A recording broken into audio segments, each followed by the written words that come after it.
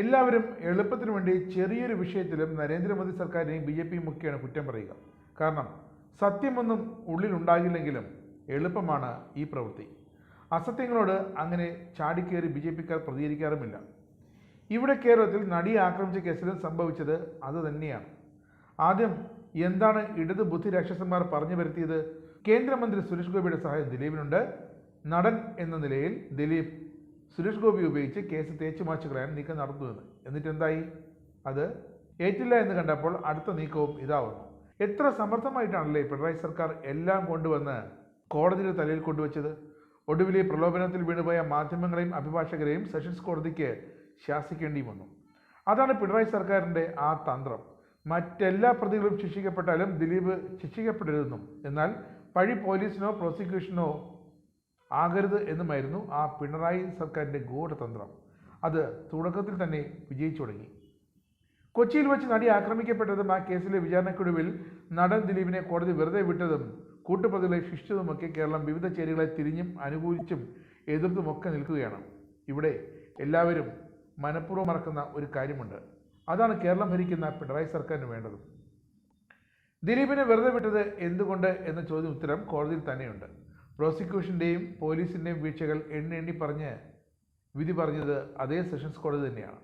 ആരോപണങ്ങൾക്കും അപ്പുറം തെളിവ് ശേഖരിക്കാനും ഹാജരാക്കാനും പിണറായി പോലീസിനും പിണറായി പ്രോസിക്യൂഷനും കഴിഞ്ഞില്ലെന്നാണ് വിമർശനം. പക്ഷേ രണ്ട് ചേരിയെ നിൽക്കുന്നവർക്ക് ഇനിയും അത് മനസ്സിലായിട്ടില്ല. അതാണ് പിണറായി പോലീസിൻ്റെയും പിണറായിയുടെ വക്കീൽ സംവിധാനത്തിൻ്റെയും തന്ത്രം.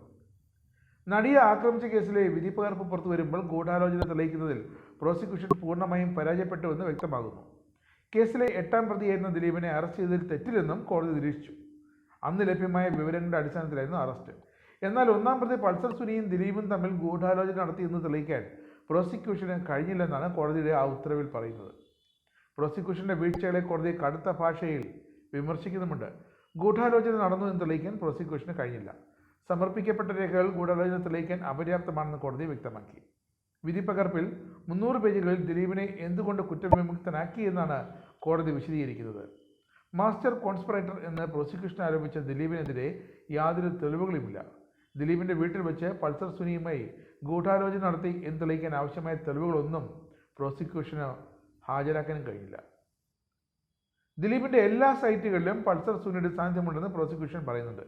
എന്നാൽ 1ാം പ്രതിയും 8ാം പ്രതിയും ചലച്ചിത്ര പ്രവർത്തകരാണ്. അതുകൊണ്ട് സെറ്റിൽ കണ്ടു എന്നുള്ളതും ഗൂഢാലോചന നടന്നു എന്നതും തെളിയിക്കാൻ പ്രോസിക്യൂഷന് കഴിഞ്ഞിട്ടില്ലെന്നും കോടതി ഉത്തരവിൽ വ്യക്തമാക്കുന്നു.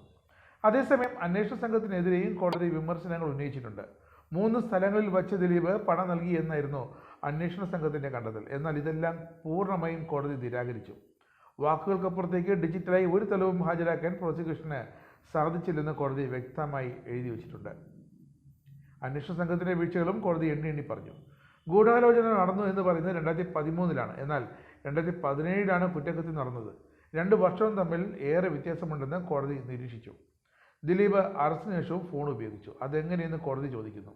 അതിൽ തൃപ്തികരമായ വിശദീകരണം നൽകാൻ പോലീസിന് കഴിഞ്ഞിട്ടില്ല. ദിലീപിനെ പൂട്ടണം എന്ന വാട്സപ്പ് ഗ്രൂപ്പ് ഉണ്ടാക്കിയതിൽ ദിലീപിന് പങ്കുണ്ടെന്ന് തെളിയിക്കാനും പ്രോസിക്യൂഷന് കഴിഞ്ഞില്ല. 2013-ൽ തന്നെ ഗൂഢാലോചന നടന്നു തെളിയിക്കാൻ പ്രോസിക്യൂഷന് സാധിച്ചില്ല. അങ്ങനെ അന്വേഷണ സംഘത്തിൻ്റെ വീഴ്ചകൾ എണ്ണി പറഞ്ഞാണ് കോടതിയുടെ വിധി.